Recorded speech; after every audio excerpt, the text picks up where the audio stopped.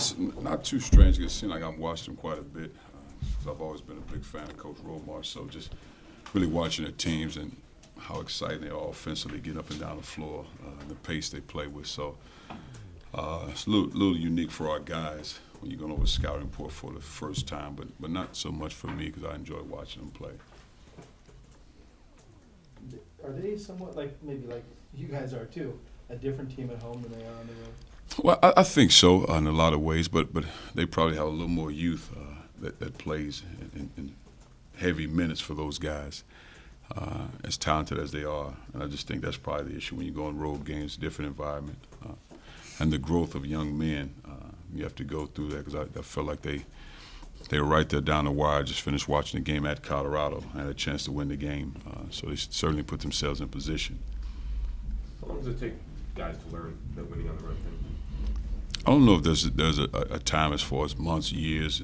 I just think it's a matter of doing leadership on the floor, executing what you're trying to do. And I think in our case, because every team's different, I've had teams that had great success on the road. I just think that the thing for our team is taking care of the basketball.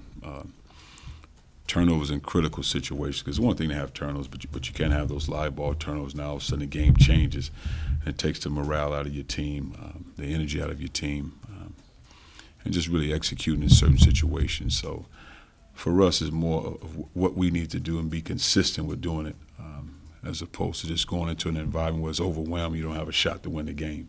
I think it's more about us and executing on both ends of the floor. What do they do defensively to create all the turnovers? They used to. I haven't seen them that much this year. Do they overplay a lot as they always do and get in the passing lanes? They get in the passing lanes, and what they do if you're not used to it, they switch 5 different ways. So now you might have a big guy on the point guard, and there might be a smaller guy defending one of our big guys around the rim. So now it might seem an easy pass to try to get over the top, and all of a sudden guys are collapsing because you're also talking about the best block shot team in the country. So they switch a lot of different things. So you want to come down and run your traditional offense, just pass it to the wing and make this play. Well, they take those passes away. Now you have to be able to make individual plays and execute what you're trying to do. So when they speed you up, you still have to execute offensively and make the right plays. It can't be quick shots, off-balance shots, because now that ball's going the other way, and you watch them on film. The big guys get a lot of layups and dunks in transition. And again, they're athletic, but what happens, they switch so many different ways, and now all of a sudden a perimeter guy shooting a three-point shot with a big guy defending him. Now he's down the floor, and they're getting baskets, and they really put you in tough situations with their transition offense because of how they defend you sometimes. How much do you think it's helped Jabari having a dad like Carl who you can go to? Well, I think it helps. I think it helps because his dad has always been there. But I don't think it necessarily changed because he had 2 really good games. His dad has always been. I think it's more Jabari understanding that being consistent, these are the things I need to do, and having the confidence to do it. The shots fall and it works out. But I think for him, it's having a dad that understands you have to put the work in, the time into it, be consistent with it. And if you do those things, eventually it'll fall in place for you. Has Jabari been playing looser, just more relaxed? Was there maybe some point like maybe putting too much pressure now? It's just like, hey, I can just go out and just play basketball. Maybe that's freed him out or something? Well, I think he was playing well in practice. It's just a matter of when it carries over into the game.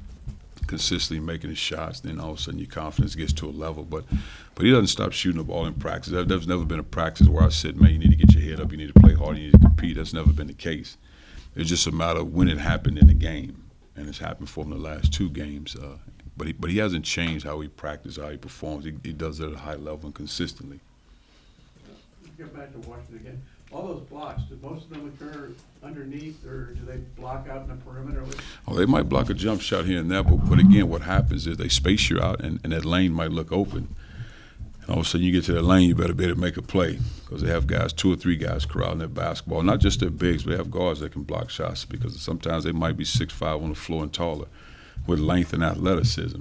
So you better be able to make plays, but not just around the rim, no. And do they all because they got 3 guys that are in the top 10 Yeah. at block shot, do they all have to do it the same way, or do they? Well, they'll block one-on-one guarding guys, but in most cases with their big guys, they'll block it away from you. You make a play, you beat one guy, then all of a sudden there's a guy ready to block the next shot. So again, it's not easy, but you don't want to consume yourself with where the shot blockers, where they're on the floor. You still have to play basketball. Obviously, your guys' freshman class got a lot of headlines, but they have a pretty big Yeah. freshman class. What have been your thoughts of those freshmen? Very talented, and I've seen quite a few of those guys on the AU circuit for years. But talented basketball players, know how to play basketball. Good, seems like good guys, and it's fun watching them play because, you know, on the surface it looks like they play well together and like they enjoy playing with each other. So that's always a good thing. How much of an advantage for you guys will it be if you can get them into a half-court situation with your defense? Well, it's very important because what happens, again, one of the best transition teams in the country, and I think they're probably no more than 14 seconds comes off the clock on average when they're getting this shot up.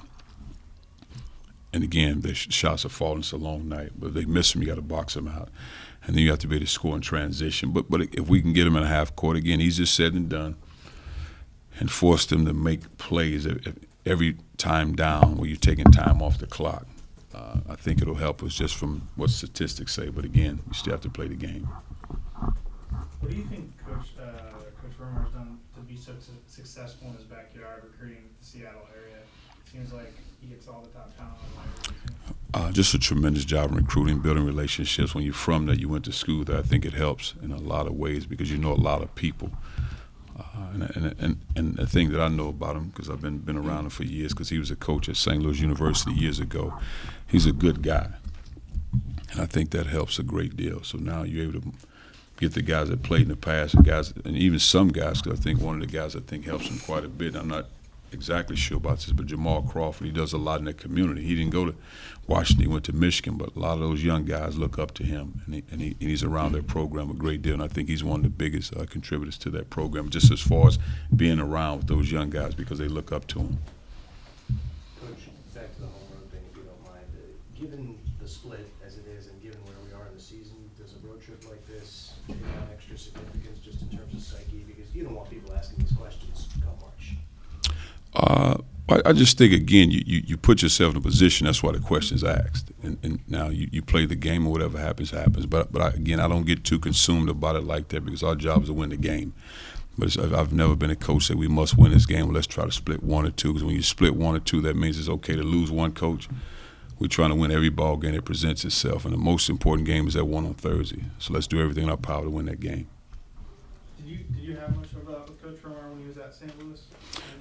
Just every now and then when I see him on the road, because it wasn't like I was hanging out in St. Louis all the time, even though I'm from East St. Louis. But just seeing him on the road, and a lot of guys that I grew up with that went to St. Louis around the program, so that sort of thing, yes. Are they susceptible to giving up fast breaks as well?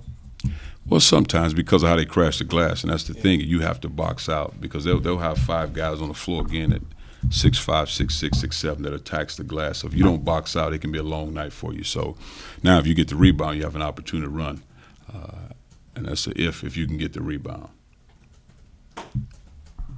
What's going to be the key? I know you've heard this question before. What's going to be the key to getting some improvement at the free throw line? Oh, just confidence in shooting.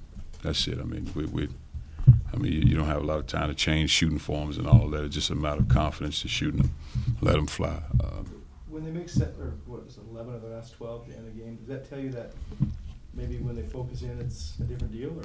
Well, again, and I've said it before, the game's on the line down the stretch. Tyrone Wallace, those free throws, somehow it goes in the basket for the most part. And again, it's just a matter of focus early in the game.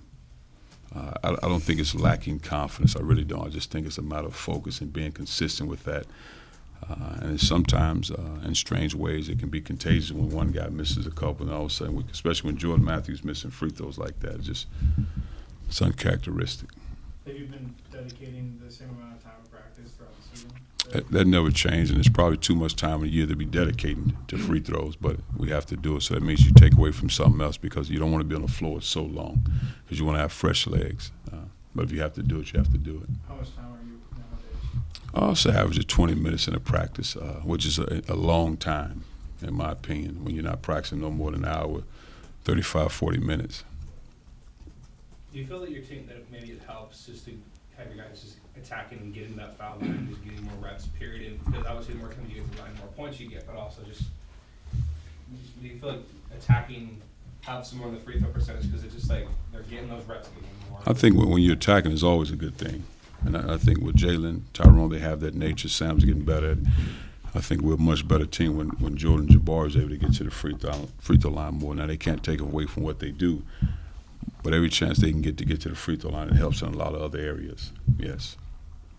We've asked you about this before, but what can you do, or do you want to try to get the ball more to Ivan in the offense? Because I think the last 3 games, 2 of them he had 2 shots and 4 shots. I'm assuming you'd be okay with him shooting the ball a little bit more than that. Oh yeah, keep working. I think it's a two-way street. Keep trying to get him the ball out, but also him posting up and being strong and demanding the basketball.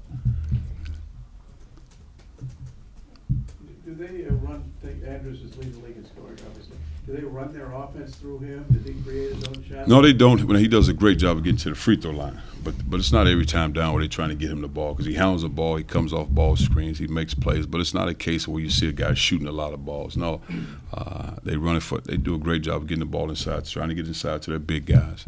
Their wings run, they get shots. No, I wouldn't say that, but I think he puts a lot of pressure on the defense the way he attacks the rim. And he can also shoot from. Yes, yeah, he's a good player. He can do a lot of things. Free throw line, pull-up game, get to the basket, layups, 3 balls, yes. Yeah, he's a good player. What do you think it says about him that he was pretty much the only guy that stuck around? Again, I don't want to say anything for the guys that left because I don't know the situation, but I just think it's a guy that, hung in there when you lost probably 5 or 6 of your teammates. So I don't have the particulars, so it's hard to say one way or the other what happened or didn't happen. But I think, obviously he has to have a good relationship with his head coach. What's the plan with Wallace this week? Is you gonna keep bringing him off the bench, or?